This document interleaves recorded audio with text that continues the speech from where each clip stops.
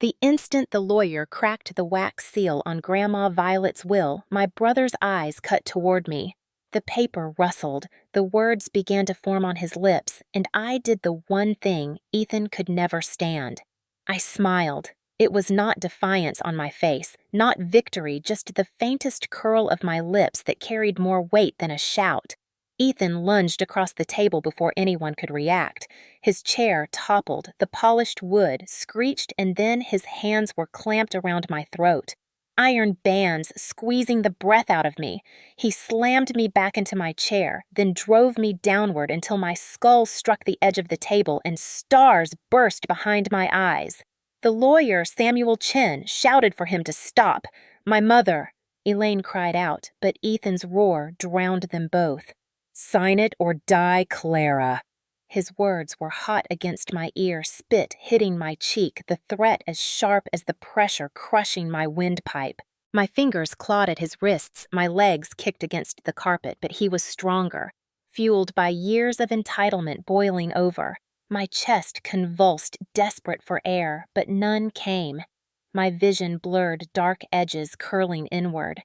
My ears filled with a thunder that was only my heart battering against its own cage.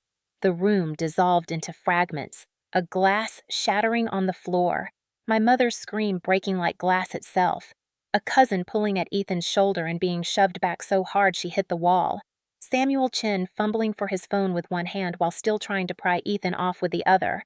The court reporter pressed into a corner, fingers frozen above the keys, her wide eyes reflecting the horror. And through it all, Ethan's face loomed over mine, red with rage, teeth bared. "You sign or you die." My body convulsed once, twice, then went terrifyingly still. The pounding in my ears slowed, faltered, skipped. My arms dropped to my sides, limp.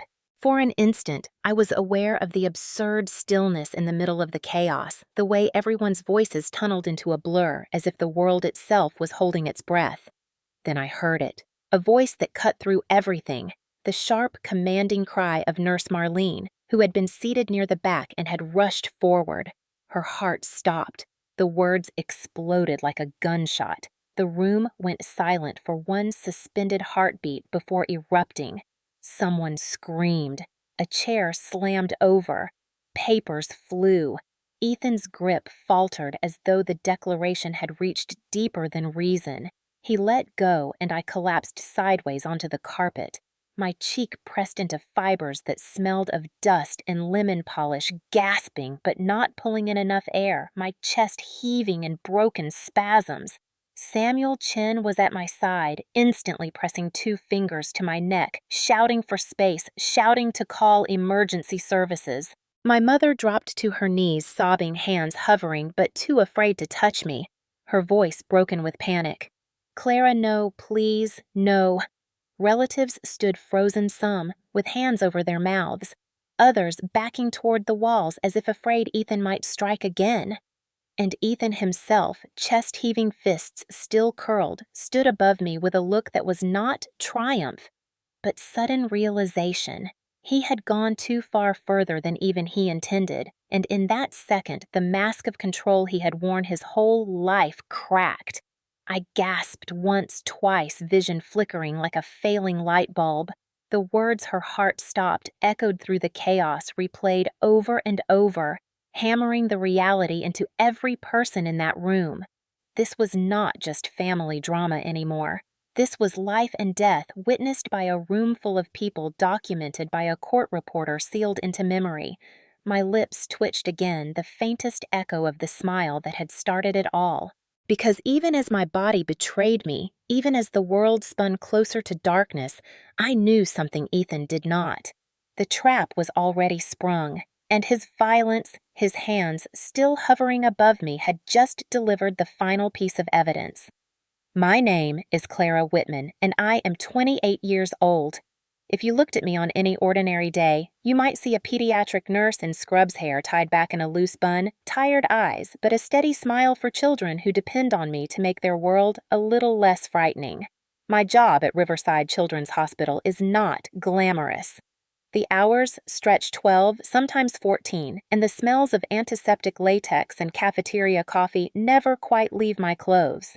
But it is work that feels honest. When a child clutches my hand in fear and relaxes because I tell them they are safe, that matters. When a worried parent thanks me through tears because their baby pulled through the night, that matters. It is a life of small victories, but each one feels worth more than any dollar amount. Yet to my brother Ethan, none of it mattered.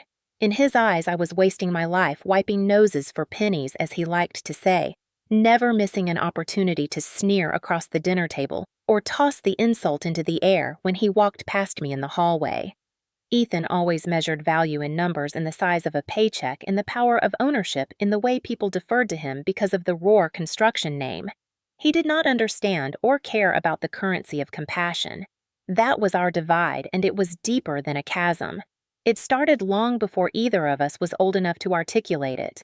When my father died, I was still young enough to cling to his memory as if it were a blanket. He read me stories in the garden, told me I could be anything, that kindness was not weakness but strength in its truest form. When he was gone, my mother Elaine fell into grief so heavy it changed the very shape of her body. Her posture bent, her eyes dimmed. She was vulnerable, and that was when Gerald Roar appeared. He was polished in his polo shirts, confident with the swagger of a man who owned half the construction projects in town, and he knew how to play the part of rescuer. My mother married him perhaps out of a desperate need to feel safe again, perhaps because she wanted to believe someone could take care of us both. What she did not realize until it was too late was that Gerald was not a rescuer. He was a ruler, and with him came his son, Ethan, already spoiled, already convinced that his father's wealth made him royalty. From the first week in that Victorian house, rules were laid down. Who pays the bills makes the decisions. That was Gerald's mantra. My mother nodded, grateful for the financial stability, but each nod chipped away at her own authority. Soon, the study that had been my father's sanctuary was filled with Gerald's paperwork. The garage was claimed for his trucks. The living room television was tuned permanently to his sports channels. And Ethan, only a few years older than me, but carrying himself like a prince, spread across couches and took the largest bedroom as though it were his birthright. I was left with the small room overlooking the garden, the one place that still whispered of my father. My mother tried to keep peace by shrinking. She stopped challenging Gerald, stopped voicing opinions until she was nearly invisible in her own home. When Ethan insulted me, she looked away. When Gerald dismissed my work at the hospital as a hobby, she stayed silent. I learned early that my survival depended on silence, too. If I pushed back, Ethan would only push harder. Gerald would back him, and my mother would dissolve into tears. I became careful with my presence, counting each dollar I spent on groceries, each minute I sat in the living room, each breath that might be perceived as taking up too much space. The only person who reminded me that I was not a ghost was Grandma Violet, my mother's mother. She lived across town in a modest 2-story home that smelled of lavender and old books. Every Sunday I drove there, and for a few hours I was not a nuisance or an afterthought. I was simply her granddaughter, welcome and loved. She brewed Earl Grey tea, served shortbread cookies, and spoke with the clarity of a woman who had lived long enough to recognize patterns.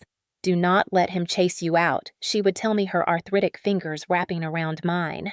"Men like Gerald and boys like Ethan always overreach. This too shall pass." At the time, I thought she meant it in the vague way older people spoke about endurance. I did not realize she was planting seeds of a plan she was already forming. At the hospital, I found another kind of family, one built not on blood, but on shared purpose.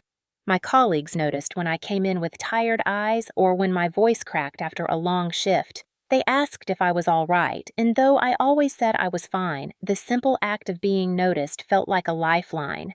I poured myself into my patients, into soothing frightened children and reassuring parents.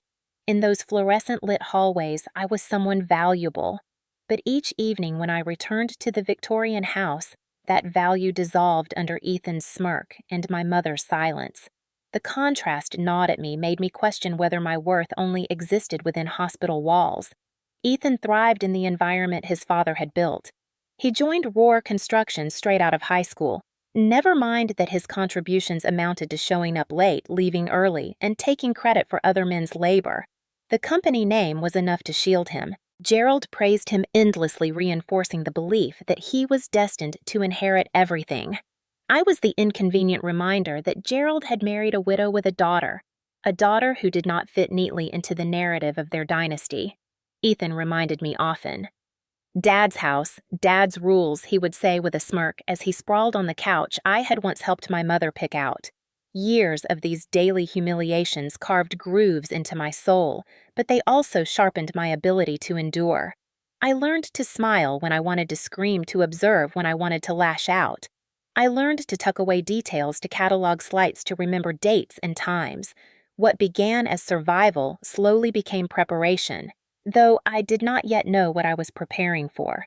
It was Grandma Violet who gave me the final piece, who reminded me week after week that men who overreach eventually fall. "You only need to be holding the other end of the rope when they do," she said once, and though I laughed at her choice of metaphor, the truth of it lodged deep in my chest. So while Ethan strutted and Gerald barked, while my mother shrank and neighbors looked away, I kept my silence and my smile. Inside, I was building something. I was not weak. I was waiting. When Gerald Rohr died, the weight of his presence did not vanish. It shifted onto Ethan's shoulders, or at least that is how Ethan saw it. He strutted through the Victorian house like a man crowned king, though the only subjects he had were my mother, who still shrank into silence, and me, who had learned to make myself as invisible as possible. Ethan announced at dinner one night that everything would now be handled his way. He leaned back in Gerald's chair at the head of the table, tapping his fork against a plate, and declaring that as the only son he was, now the rightful steward of the family estate. My mother nodded numbly, too tired from her shift at the clinic to argue. I sat quietly pushing food around my plate, aware that any word from me would ignite his temper. From then on, the house was less a home and more a fortress Ethan commanded. He began with small acts, testing boundaries. He locked the garage and moved my father's old tools into a shed without asking, then claimed the larger storage spaces for his own projects. He told my mother he would handle the bills, collecting her paychecks and doling out what she needed as if she were a child. He threw parties with his friends, leaving beer cans scattered across the kitchen counter, then sneered at me when I tried to clean them up. When I protested about the noise late at night, he slammed his palm on the wall outside my bedroom and shouted that if I did not like it, I could leave. The message was clear. I lived there by his tolerance alone, and every day that tolerance shrank. He cut off the internet in my room, claiming I used too much data, then changed the Wi-Fi password in the rest of the house, so I had to beg if I wanted to use it. He moved my laundry from the dryer onto the floor if I did not collect it fast enough, leaving it to wrinkle or gather dust. He unplugged my alarm clock once, making me late for an early shift, then laughed when I stumbled through the kitchen with my bag half packed. Little cruelties, petty acts, each one designed to remind me that he held the power. My mother whispered apologies sometimes. She would stand in the doorway of my room, her hands twisting in the fabric of her blouse, and say she was sorry that Ethan was just adjusting, that things would settle down.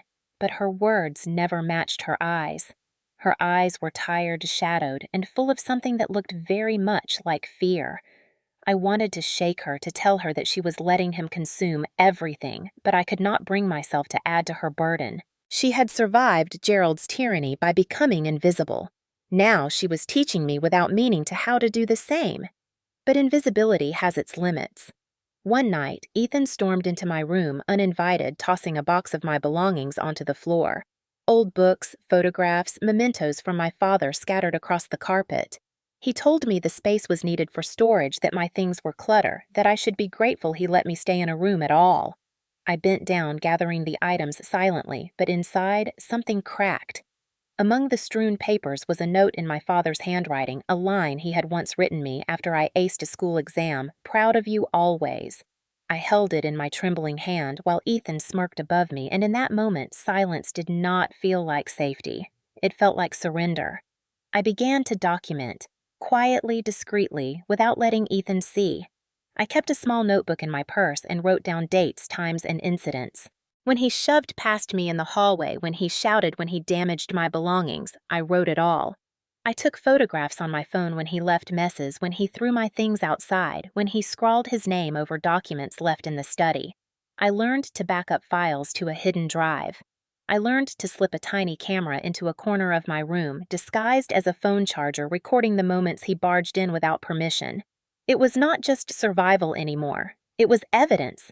At the hospital, I carried myself as though nothing was wrong. To my patients, I was the steady nurse, calm and smiling. But in the back of my mind, every beep of the monitors, every note I wrote in a chart, reminded me of the precision I needed at home, too. Just as I documented a child's symptoms, I documented Ethan's abuses. Just as I watched for patterns in illness, I watched for patterns in his temper. Meanwhile, Ethan grew bolder. He invited his construction buddies over, bragging about how the house and everything in it was his now. He spoke openly about selling parts of the property, about tearing down the garden where my father once read me stories about using the money to expand his business. He told my mother she should be grateful he was taking responsibility, that without him she would drown in bills. She nodded, shrinking smaller each day. I drove to Grandma Violet's house every Sunday, as I always had. Even when her health declined and her memory faltered, I went. In her presence, even on the foggy days, I felt anchored. One Sunday, she took my hand, her grip still surprisingly firm, despite the tremor in her fingers, and said, "Men like Ethan always overreach, Clara. They think they are kings, but they are only boys who never learned to be men. Do not fight him his way. Wait. Watch. Hold the rope. When he pulls too hard, let him topple himself." I nodded, pretending I understood fully, though the truth was, I only felt the weight of her words settle inside me like a seed waiting for its season. The house grew colder each week, not in temperature, but in spirit. The photographs of my father that once lined the hallway were boxed away. My belongings were squeezed into smaller and smaller corners. My mother began keeping her purse at her side, even when she cooked a sign that she no longer trusted even her own son to leave her things untouched. And Ethan, oblivious to the cracks he was creating, strutted louder, demanded more controlled everything he could. I learned to measure my breaths. I learned to speak less, to observe more. But behind the silence, behind the careful steps I took through that house, I was no longer shrinking. I was gathering. I was preparing. And though Ethan thought he had erased me, he had no idea I was already holding the other end of the rope. The first sign that Ethan's greed had crossed from arrogance into something darker came on a Thursday evening when I was searching Gerald's old desk for the Wi-Fi password Ethan had changed again.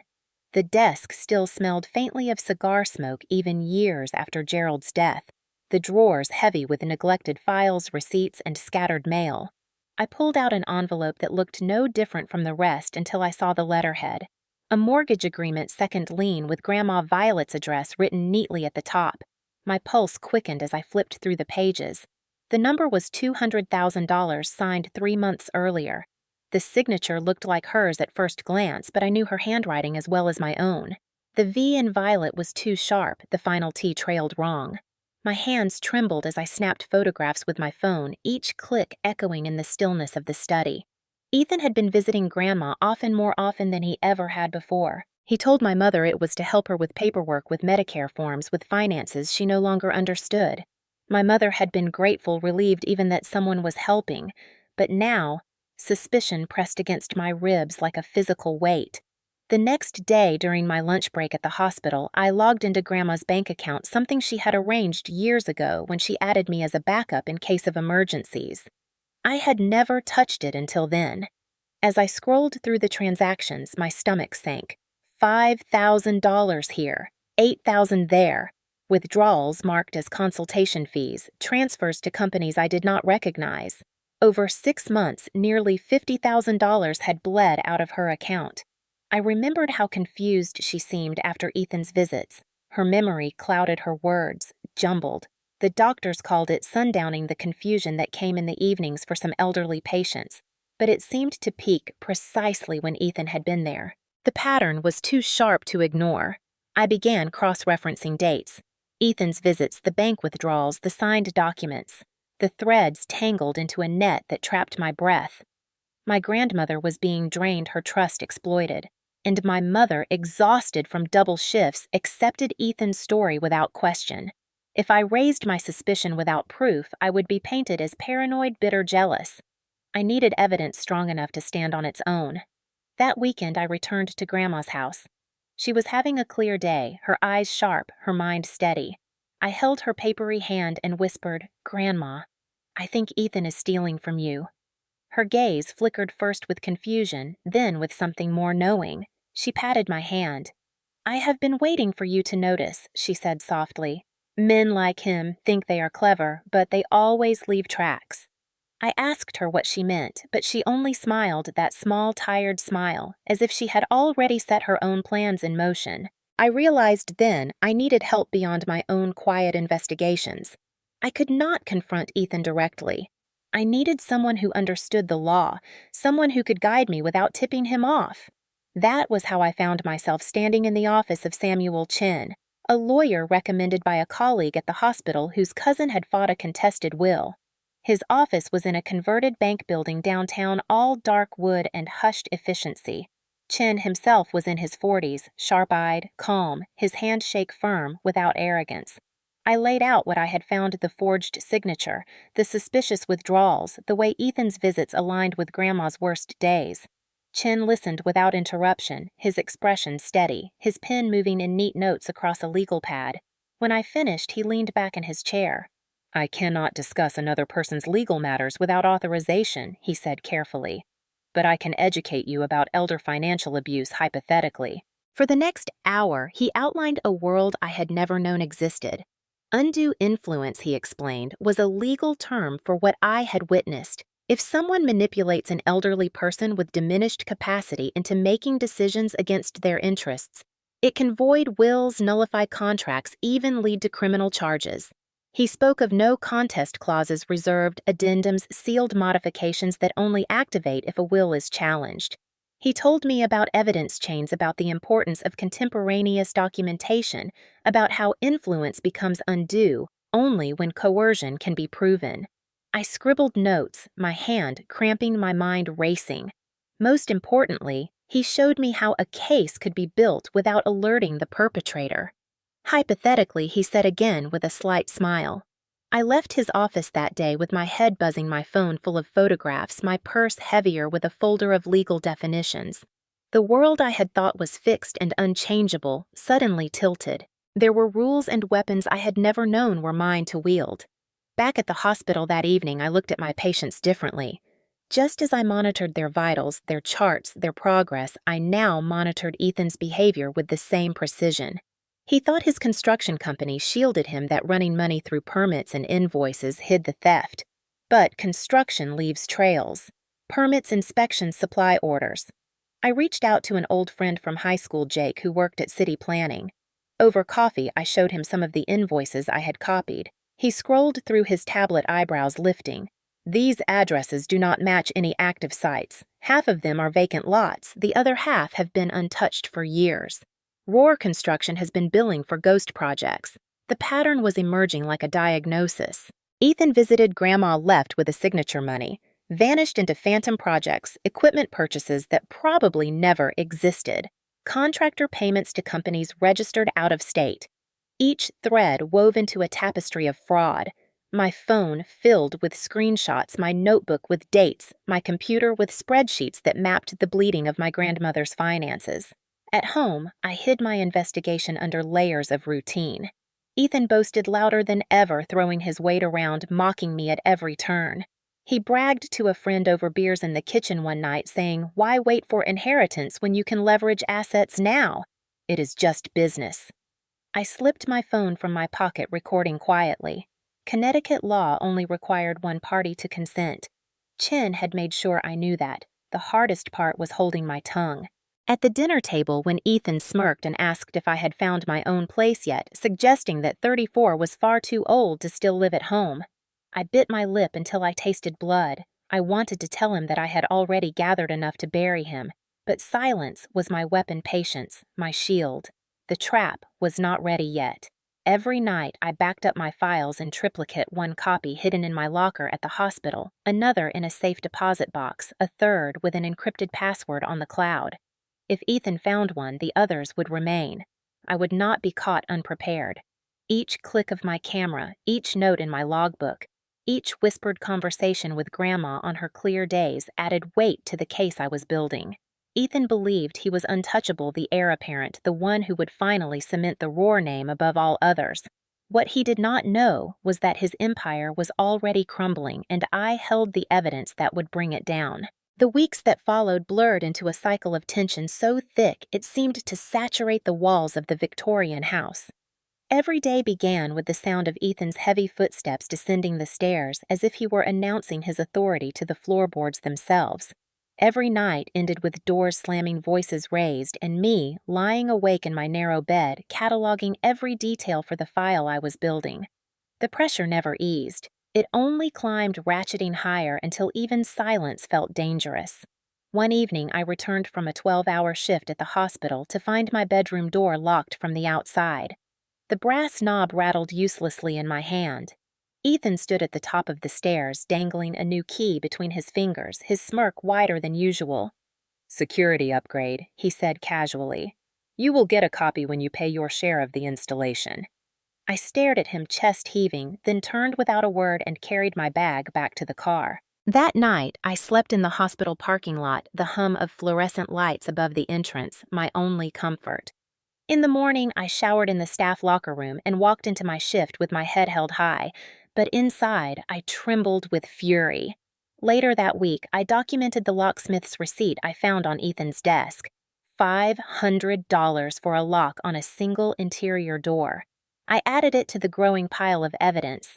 The cruelty escalated in small but relentless ways. My shelf in the refrigerator emptied mysteriously each morning, food tossed out with claims of expiration. The hot water in my bathroom was shut off entirely. Plumbing issues, Ethan said with a shrug, though every other faucet in the house ran hot. My laundry went missing, reappearing days later damp and smelling of mildew. Each act was petty on its own, but together they formed a campaign of harassment that gnawed at my resolve. I adapted showering at the gym, storing non-perishables in my car trunk, hiding my uniforms in a locked bag at work. Survival became routine, but I never stopped documenting. The nights were worse. Ethan drank heavily, his voice booming through the house as he bragged about future projects, about money that would soon be his once Grandma was gone, about how my mother would finally have to admit he was the true heir.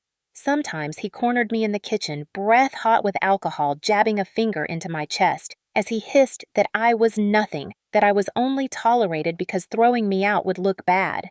I said nothing, my silence infuriating him more than any retort could.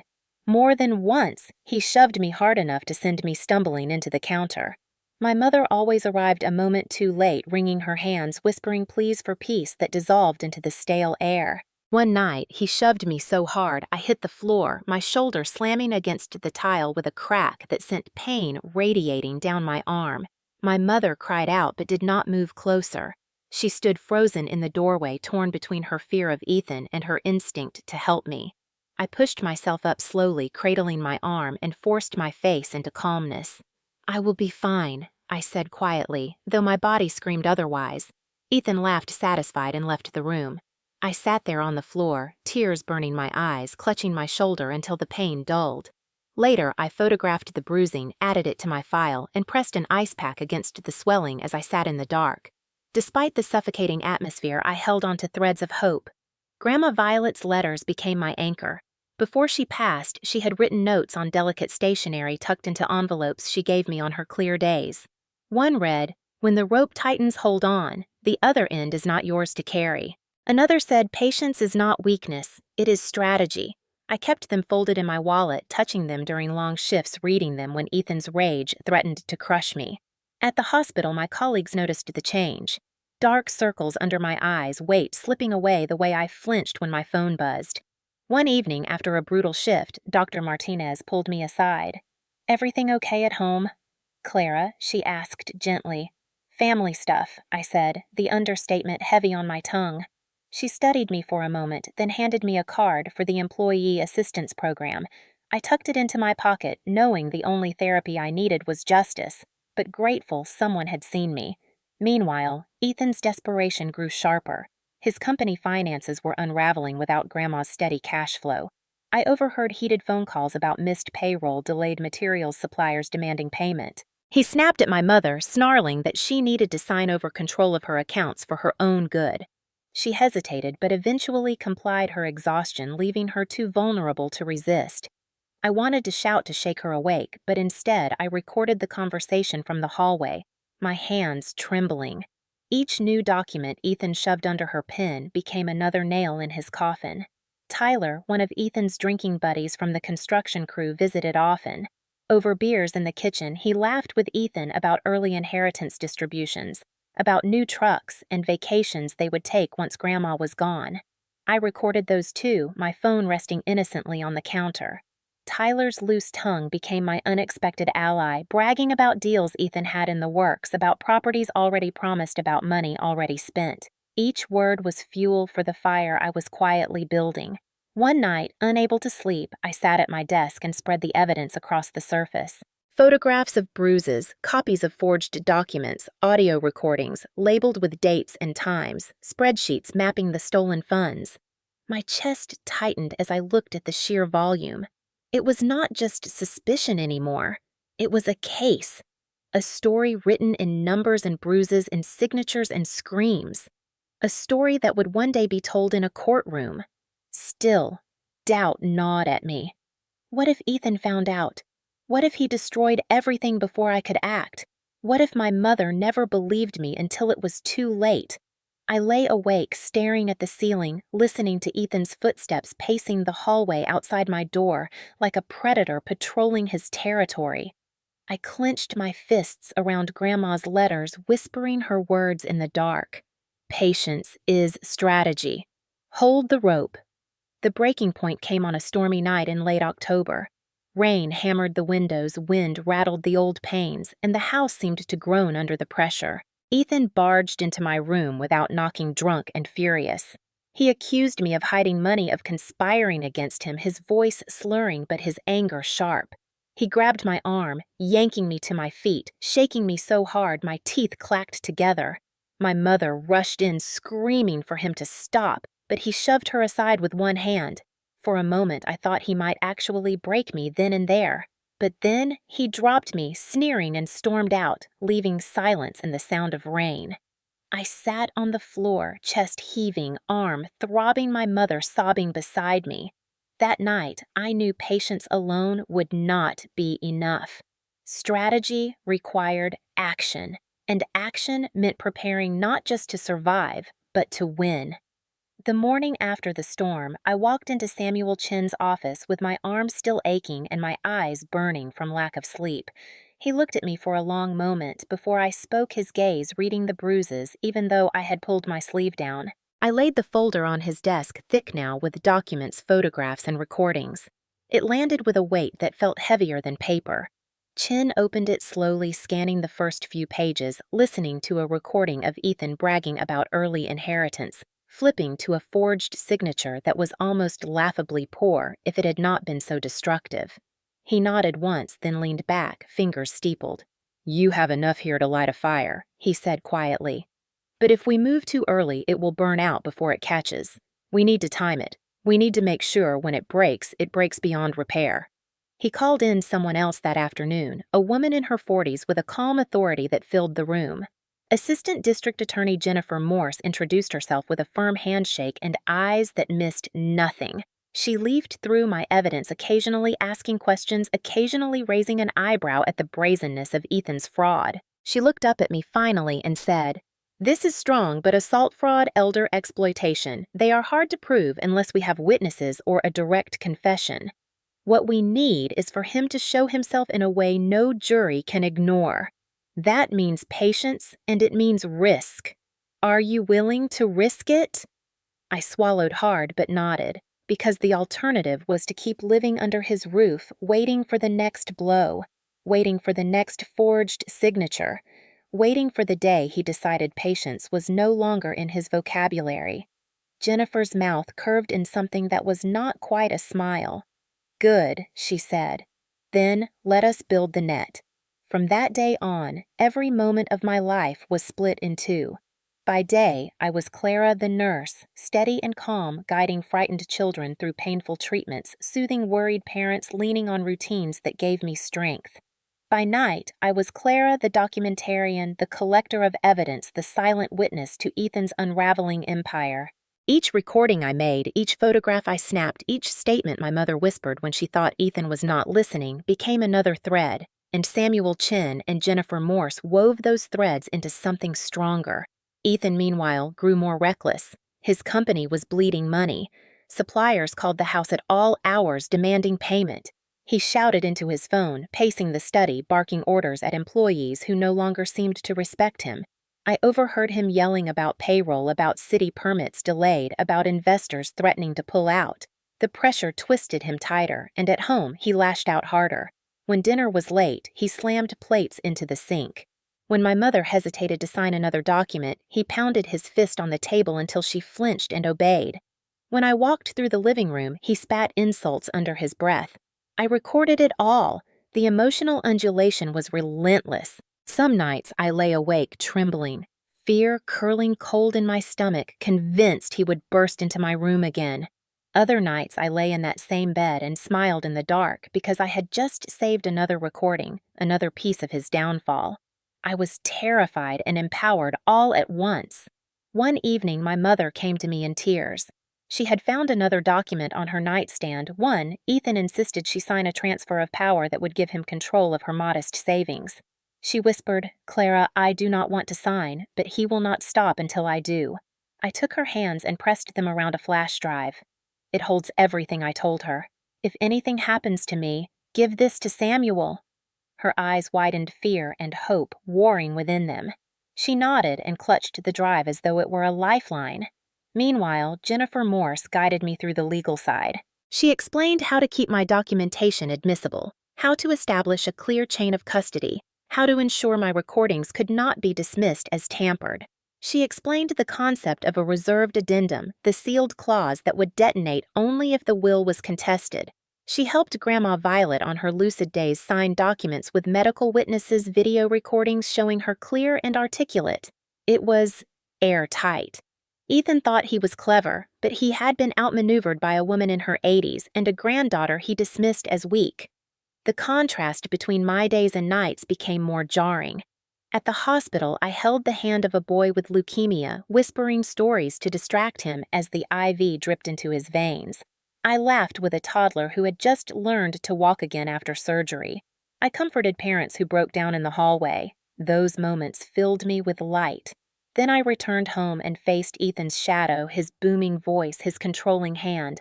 The swing between the two was dizzying, but it sharpened my resolve. If I could fight for children every day, I could fight for myself and for Grandma's legacy.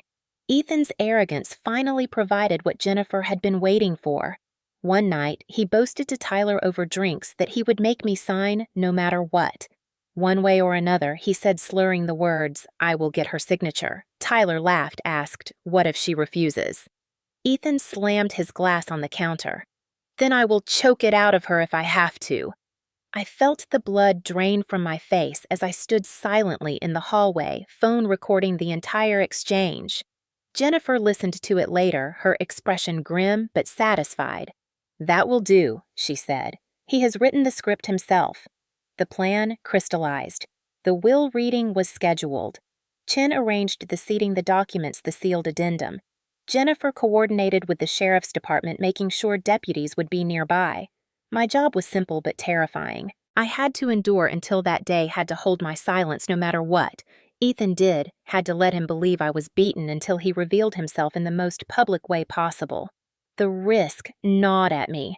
Every day felt like a gamble with my life. But every night I opened Grandma's letters again, reading her words. Patience is not weakness. It is strategy. Hold the rope. The week before the reading, Ethan's rage escalated further. He accused me of tampering with his files, of stealing from him, of plotting against him. He grabbed my arm hard enough to leave bruises, shook me, shouted in my face. I stayed silent, my eyes steady, my phone recording from my pocket. That night, I cried into my pillow until my chest hurt, then backed up the file in triplicate. Fear and strength battled inside me, each rise followed by a fall, each fall followed by a rise. Emotional undulation became my reality. 2 nights before the reading, my mother slipped into my room. Her face was pale, her hands trembling as she held out a stack of papers. "Copies," she whispered. "I have been keeping them hidden. Everything he made me sign, I kept a copy." I stared at her, stunned. She had been watching recording in her own quiet way.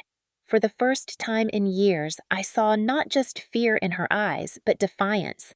We spread the papers across my bed, reviewing transfers, modifications, agreements, all designed to strip her of autonomy. I felt a surge of pride and sorrow. "You were grieving," I said softly. "He struck when you were weakest. But you still kept these. You are stronger than you think." She shook her head, tears brimming.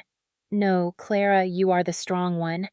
But I knew in that moment we were both stronger together. When she left, I sat in the dim light, staring at the pile of evidence, the culmination of months of fear and preparation.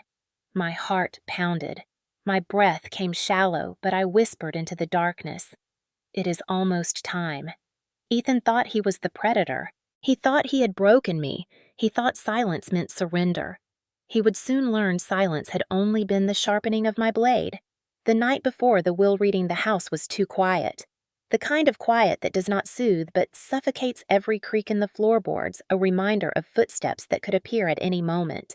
I lay in bed staring at the ceiling, the faint glow of the streetlight outside cutting thin bars of light across the walls.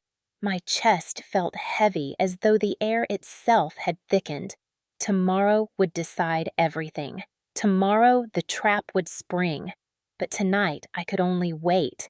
Sleep would not come. Each time I closed my eyes, I saw Ethan's face twisted with rage, felt the press of his hands on my throat, heard his growl telling me to sign or die. My pulse raced, sweat dampened my palms, and I forced myself to breathe slowly, counting each inhale, each exhale. I reached for the small envelope of letters Grandma Violet had left me, running my fingers over the familiar paper. I whispered her words into the dark. "Patience is not weakness. It is strategy. Hold the rope."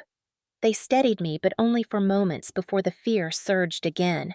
I thought of the hospital, of the children who trusted me to be steady no matter how frightened they were. I thought of the way I had promised myself that if I could comfort them through their storms, I could comfort myself through mine. But alone in that room, surrounded by walls that no longer felt like home, the weight pressed harder. The clock ticked past midnight. My eyes burned.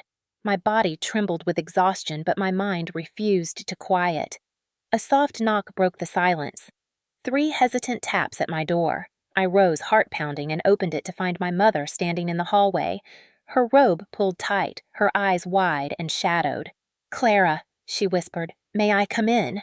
I nodded and stepped aside. She sat on the edge of my bed, hands twisting in her lap, and for a moment she looked like a child herself, lost and afraid.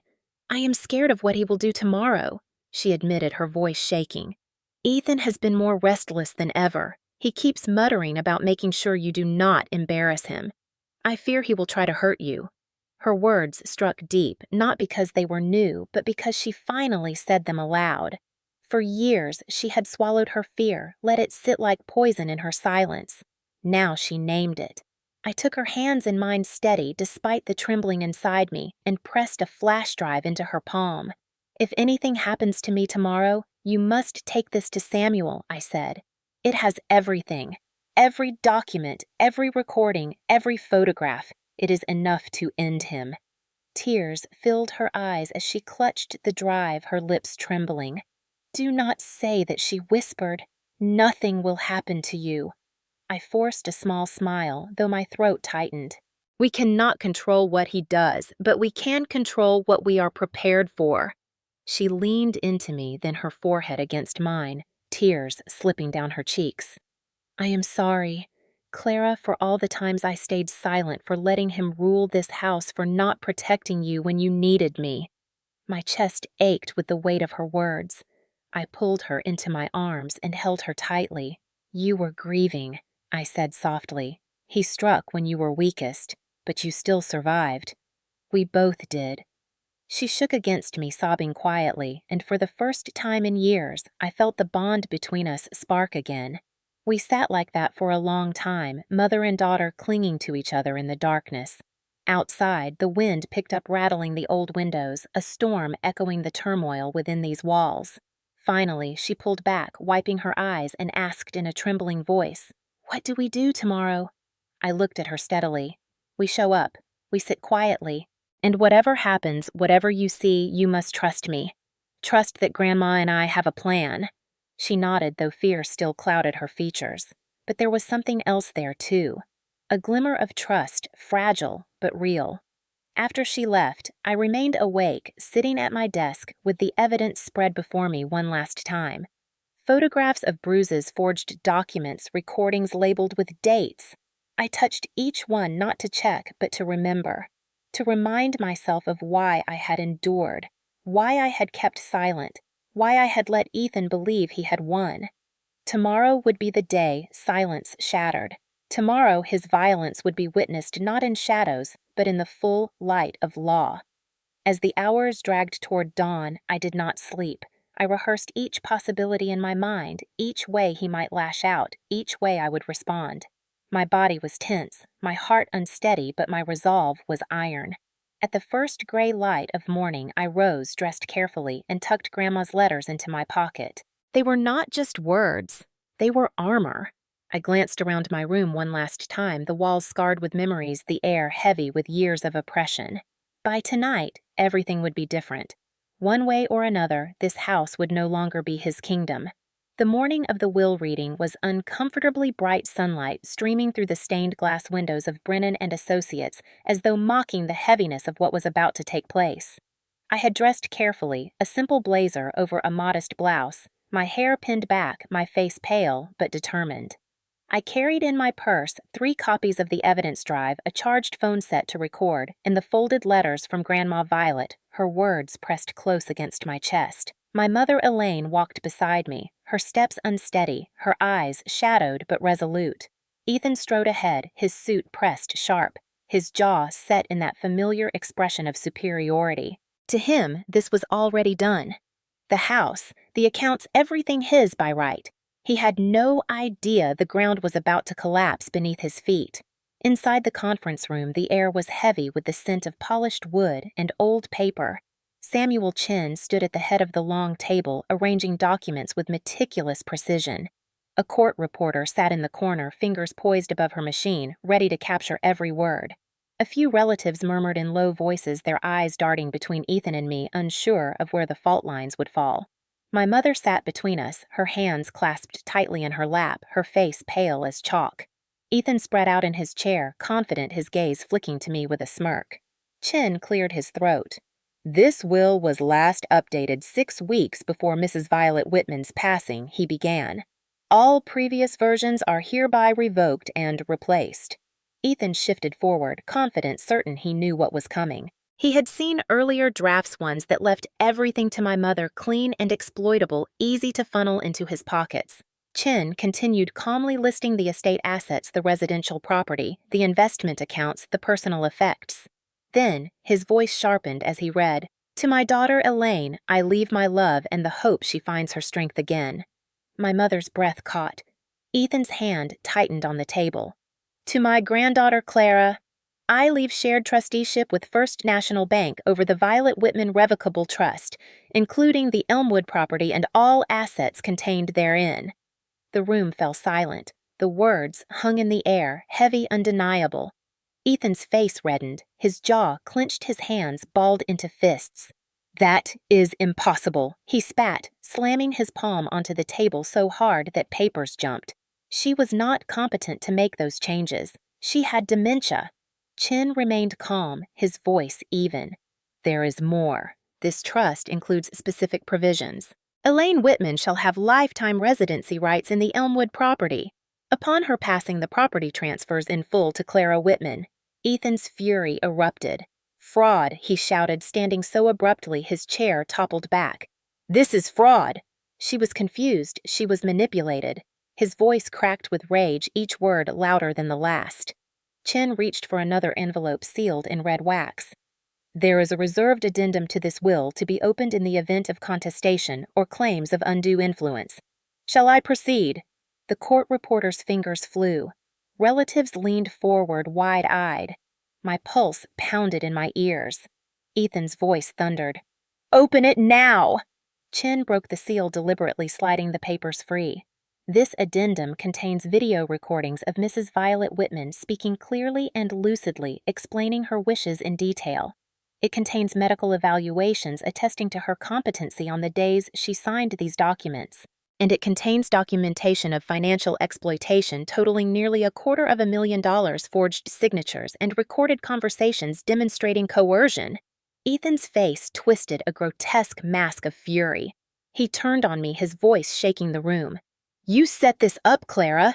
You manipulated a sick old woman. You poisoned her against me. His words were volcanic, each one dripping with venom. I sat still, my hands folded, my eyes steady. My silence enraged him more than any response could. He lunged. In an instant, he was across the table, his hands closing around my throat, squeezing with the same brutal force I had felt too many times in the shadows of our home. But this was no longer hidden. This was public. The relatives screamed, the court reporter shrieked, my mother cried out. Chen shouted for him to stop trying to pull him back. Ethan's grip tightened. My chair toppled, my head slammed into the table. Edge, stars burst behind my eyes. My lungs convulsed, desperate for air that would not come. I clawed at his wrists, my vision narrowing, the world dissolving into fragments. I could hear my mother's desperate sobs, Chen's frantic commands, the chaos of bodies trying to pull him away, but all of it blurred under the roaring in my ears. My chest heaved once, twice, then fell frighteningly still. Then came the voice, sharp and panicked, cutting through everything. Her heart stopped. Nurse Marlene, seated near the back to provide medical observation for the legal process, rushed forward, her face pale, her hands reaching for me. The room froze for one horrific instant as her words echoed. Her heart stopped. Ethan faltered, his grip, loosening, realization flickering across his rage. But he had gone too far already. He shoved me to the floor, my body crumpling, my vision darkening. My mother dropped to her knees beside me, her hands shaking, tears streaming down her face. Clara, no, please, no. Samuel Chen barked orders, his voice steel, telling someone to call emergency services. Relatives cried out, some backing away, others frozen in shock. The door burst open. Sheriff Martinez strode in, deputies at her back, weapons drawn but lowered their presence, radiating authority. Martinez's voice rang out cold and commanding. Step away from her now. Ethan froze, chest-heaving sweat pouring down his face. His hands trembled, still curled into fists. He stammered. She was manipulating. She was lying. This is entrapment. Martinez's eyes were hard as stone. Hands behind your back. Now. Two deputies seized him, wrenching his arms behind him, the click of handcuffs loud in the stunned silence. Ethan struggled, shouting that he was the rightful heir, that this was all a setup, that he would destroy me. His words fell flat, desperate echoes against the truth laid bare in that room. My mother cradled my head in her lap, sobbing as Nurse Marlene pressed her fingers to my neck, shouting that there was still a pulse, faint, but there. Chen knelt beside me, his voice low and urgent, telling me to hold on, to breathe, to stay. The court reporter's fingers had not stopped moving. Every word, every scream, every cry was documented in black and white. The chaos of the room was preserved as evidence undeniable and irreversible. Ethan's violence had written the final line of his own downfall. Deputy Martinez read him his rights as he was hauled toward the door, his face twisted, his eyes locked on me with burning hatred. You have the right to remain silent. Anything you say can and will be used against you in a court of law. His protests were drowned out by the sound of my mother whispering my name, by the frantic commands of Nurse Marlene, as she worked to stabilize me, by the quiet murmur of Samuel Chen telling me over and over, "It is over. Now you are safe. It is over." In that moment, lying on the carpet with bruises blooming around my throat and my body trembling on the edge of collapse, I understood the truth. This was the moment Grandma Violet had prepared me for. The moment patience met consequence. The moment silence became the loudest testimony of all. The hours after the will reading blurred into fragments of sound and color. Sirens outside, red and blue lights flashing against the stained glass. Deputies guiding frantic relatives into the hallway. My mother's sobs. Nurse Marlene's steady voice counting compressions. Samuel Chin's calm instructions to the paramedics who rushed in carrying equipment. My body felt heavy as stone, my lungs dragging for air. My vision hazy but slowly sharpening as oxygen filled me again. The words her heart stopped still echoed in the room, a reminder of how close the darkness had come. When the paramedics lifted me onto a stretcher, my mother clung to my hand, her fingers trembling. "I am here! Clara, I am right here!" she whispered again and again, as if her voice alone could tether me to the world. At the hospital, I was stabilized bruises circling my throat, cheekbones swollen from striking the table, my chest sore from the desperate compressions that had pulled me back. As I lay in the dim recovery room, the door opened and Samuel Chin entered, his expression grave but relieved. "Ethan is in custody," he said simply. "Assault, attempted murder, elder fraud, financial exploitation. The deputies took him directly from the law office to the station. The evidence you built, Clara, it is airtight." I nodded weakly, my throat aching too much to speak, but inside relief surged like a tide. For months I had carried the weight of silence, of fear of bruises hidden under sleeves. Now it was no longer just my word against his. It was public. It was undeniable. The next morning, Assistant District Attorney Jennifer Morse arrived at my bedside with a folder in her hands. She placed it on the table and met my eyes. "We have filed charges. The judge denied bail, citing you as a direct victim and Ethan as a danger to witnesses. He will remain in custody until trial." I closed my eyes, a tremor of gratitude shivering through me. For the first time in years, I felt something like safety.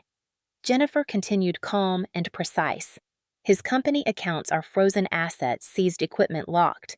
Investigators are already uncovering years of fraudulent billing, ghost projects, shell companies. What began with your grandmother's stolen money has opened into a wider case. Clara, he will not be walking free for a very long time." When she left, my mother slipped into the room. She looked smaller than I remembered, as though years of fear had hollowed her, but there was a new steadiness in her eyes. She sat beside me, took my hand, and whispered, "Enough, Ethan. Enough." Her words were not to me, but to him, to the shadow of him that still lingered in her mind. I squeezed her hand, weakly, tears sliding silently down my cheeks. She leaned closer, her voice firmer now. "I should have stopped him years ago, Clara. I should have seen." I shook my head, throat raw, forcing the words out. "You survived. That was enough. And now we are free." As days passed, I healed slowly, the bruises fading from angry purple to yellow, the ache in my ribs easing the fog in my mind lifting. News trickled in from Chin and Jennifer. Roar Construction had collapsed like a house of cards. Without Ethan's manipulations, the company's debts surged into the open. Suppliers filed lawsuits. Subcontractors abandoned projects. City contracts were revoked after the fraud came to light.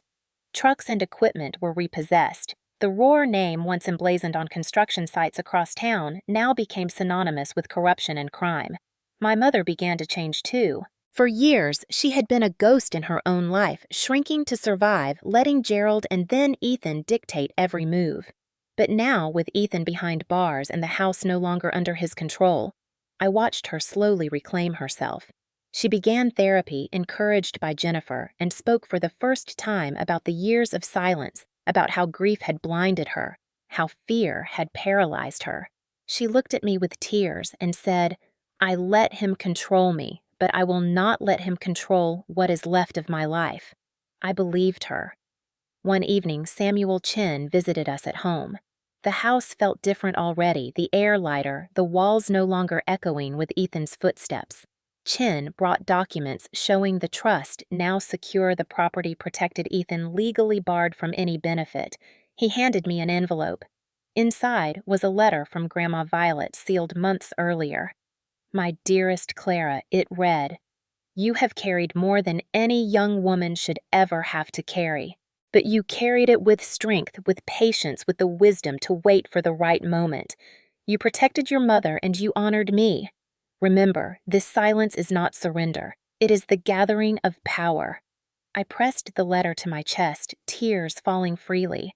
The trial was still ahead, months of testimony and legal battles, but the tide had already turned. Ethan's empire was gone, his reputation destroyed, his freedom stripped. The relatives who had once stayed silent now spoke in whispers of shame, admitting they had seen his cruelty, his arrogance, but had looked away. The town itself buzzed with the story. At the hospital, colleagues approached me quietly saying they had read about it, that they were proud of me, that I had survived something most could not imagine. I smiled softly, still weary but grateful. For me, the greatest change was inside. For years, fear had been my constant companion, shaping every choice, every silence. But now, though the fear lingered, it no longer defined me. I had faced Ethan's violence in the most public of places, had nearly lost my life, and yet I had survived. And in surviving, I had broken the chains he thought would bind me forever. One afternoon, as autumn leaves fell in the garden where my father once read me stories, I sat with my mother sipping tea. She looked around the yard and said, "It feels like hours again." I nodded, watching the light filter through the branches. "Yes," I whispered. "It finally does." The courthouse smelled faintly of old wood and dust, its walls lined with portraits of judges long gone, their eyes stern and unyielding. I sat at the front with my mother beside me, her hands folded tightly in her lap, her shoulders straighter than I had ever seen them. Across the room, Ethan stood in shackles, his suit rumpled, his face pale, the arrogance drained from him. The trial had stretched for weeks. Witnesses called, documents displayed, recordings played for the jury. They had seen the bruises, heard the threats, watched the video of Grandma Violet explaining her wishes clearly and calmly. They had heard Ethan's own voice bragging about choking me into signing, laughing about money already spent. Piece by piece, his lies had been stripped bare until there was nothing left but guilt. The verdict came swift. Guilty on all counts: assault, attempted murder, financial exploitation, elder abuse, fraud. The judge's voice was steady as he read the sentence. 25 years in state prison with no possibility of parole before serving 2 decades. Ethan's mouth opened, but no words came. My mother exhaled sharply, her eyes closing as though a weight had finally been lifted from her chest. I sat still, my heart steady, my hands folded, my mind whispering Grandma's words. Patience is not weakness. It is strategy. Hold the rope. Ethan had pulled too hard and he had toppled himself. Outside the courthouse, reporters swarmed, cameras flashing, voices calling questions. I said little, only that justice had been served, that my grandmother's wishes had been honored, that truth had prevailed. I did not need to say more. The story had already traveled across town, through headlines, through whispers in grocery stores and coffee shops. The Roar name no longer commanded fear. It commanded disgust. The empire Ethan had boasted of was rubble. His company dismantled, his assets, seized his reputation, destroyed. Back at the Victorian house, the air felt different. Light streamed through the windows without the shadow of his presence. My mother began to reclaim her life piece by piece. She saw a therapist weekly, learned to speak without fear, started to laugh again. She painted the dining room yellow, Grandma's favorite color, filling the house with warmth. She hung photographs that had been banished to the basement, pictures of my father smiling, of Grandma holding me as a baby, of family gatherings before the darkness came. Each frame on the wall was a small act of defiance against the years of silence. For me, the path forward was clear. I returned to Riverside Children's Hospital, to my patients, to the beeping monitors and antiseptic smell, to the work that had always grounded me. But I carried something new with me now. The knowledge that silence can become strength, that documentation can become justice, that even in the face of violence, patience can win. I founded the Violet Foundation, a small but determined nonprofit to support victims of family violence, to provide legal guidance, safe housing counseling. Named for the grandmother who taught me that endurance was not surrender, but strategy, it became my way of turning pain into purpose. On the day we launched the foundation, I stood in the garden with my mother. She wore the pearl necklace Grandma had hidden away, her fingers brushing it as though it connected her to a lineage of resilience. I wore the sapphire brooch, its deep blue catching the light. Together, we welcomed neighbors, colleagues, survivors. I spoke about Violet Whitman, about her wisdom, about the way she had left not just an inheritance of property, but an inheritance of courage. My voice shook but grew stronger as I spoke. We endure, we survive, we protect our own. The crowd clapped my mother's hand, found mine, and I felt a swell of something that had long been absent. Hope. Evenings in the house grew peaceful. I would sit on the porch with tea, listening to the quiet, no longer bracing for slammed doors or shouted insults. My mother would join me sometimes in silence, sometimes in conversation, and together we would breathe. The ghosts of the past remained, but their power faded. The scars on my throat healed, the bruise on my cheekbone faded, but the lessons remained etched in me. I often walked through the garden, touching the old oak tree where my father once read me stories, and I would whisper words I wished he could hear. We are safe now. We are free. I imagined Grandma smiling, her words echoing in my mind. He thinks he is playing chess, darling. But we have been playing Go, and we won. To those who asked, I told the story not with bitterness but with resolve. Because it was not only my story, it was the story of countless others, silenced by fear, controlled by violence, dismissed by family. To them I offered this truth. Silence is not surrender. It is the gathering of strength. It is the preparation for the moment when truth is revealed and justice is possible. As I sit here now in the home that is finally ours, in the quiet that is finally peace, I ask you who listen to consider what you would do in my place. Would you endure in silence, waiting, documenting, gathering your strength, or would you strike back in anger and risk losing everything? For me, patience was the weapon that won. What would yours be? Share your thoughts. Because stories like mine are not rare, and voices like yours may be the rope someone else needs to hold. When I look back now, the sharpest memory is not the violence. It is not Ethan's hands on my throat, not the moment my vision went black, not even the cry of the nurse, shouting that my heart had stopped. The sharpest memory is the sound of my grandmother's words echoing in my mind when everything else was chaos. Patience is not weakness. It is strategy. Those words carried me when I thought I had nothing left. Those words were the rope I held onto until the tide turned. To anyone listening who has lived through years of silence, through bruises nobody saw, through words that cut deeper than fists, I want you to hear me now. Silence does not mean you are weak. Sometimes silence is survival. Sometimes silence is the only weapon you can wield until the moment comes when the truth is ready to be heard. I was called weak, invisible, useless, a burden. And yet here I am, alive, breathing, speaking free. Those who tried to erase me now sit behind bars, their empire crumbled, their power gone. And all it took was patience, evidence, and the courage to act when the time was right. For those of you watching, especially those in your 50s or 60s, I know you have seen families break under pressure.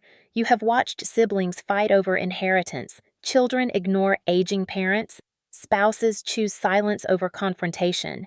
You know that money and power twist people, that love alone is not always enough to protect us. But you also know the strength it takes to endure. You know what it means to carry on when you want to collapse. You know what it means to protect the people you love even when it costs you everything. That is why I shared this story with you, because it is not just about me. It is about anyone who has ever been dismissed, controlled, or erased by the people who should have cherished them most. When the judge handed Ethan his sentence, I did not feel triumph. I felt release. 25 years in prison will not give me back the nights I slept in fear.